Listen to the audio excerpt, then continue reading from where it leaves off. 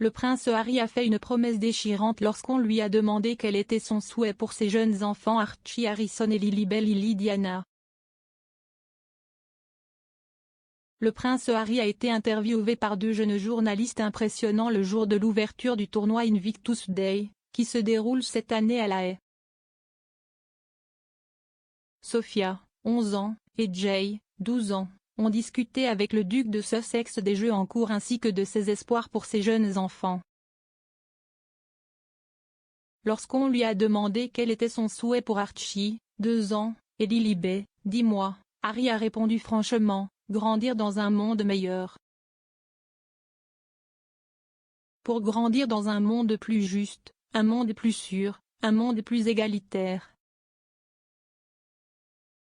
Ce ne sera pas facile, mais je ne me reposerai jamais tant que, en tant que père, j'aurai au moins essayé de rendre le monde meilleur pour eux.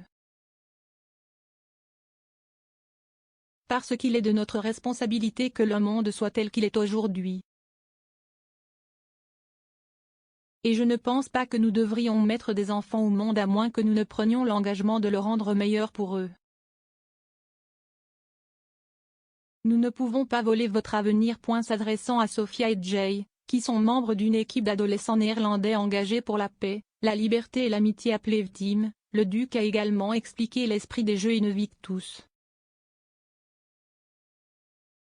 Se référant aux candidats, Harry a déclaré, « Ces personnes se sont inscrites pour servir, mais en même temps, une fois qu'elles ont enlevé ou retiré leur uniforme, elles servent toujours. »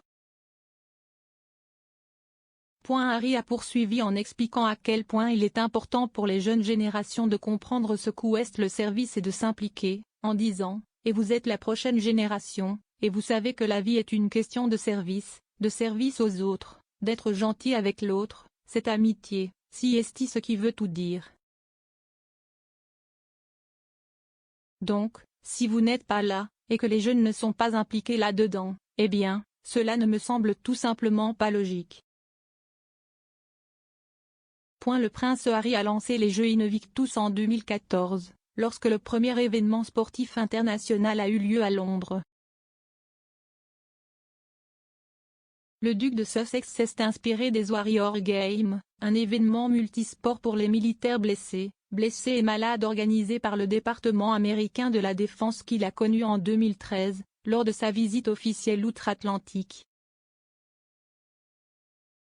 Les Jeux Invictus et Warrior mettent en évidence l'impact positif que les sports et la communauté peuvent avoir sur la réadaptation des militaires et des vétérans blessés ou malades.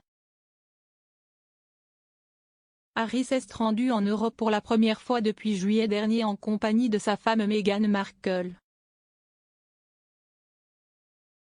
On pense qu'ils ont laissé leurs enfants Archie et Lilibet dans leur maison californienne. On pense également que le couple royal est suivi pendant les Jeux par une équipe de cinéastes alors que la centrale de production de Meghan et Harry, Archewell Productions, produit une série Netflix axée sur les concurrents appelée Art of Invictus.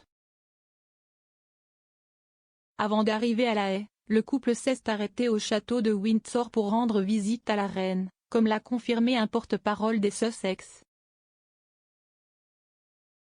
La réunion privée a eu lieu à huis clos et aucune photo de la rencontre n'a été publiée.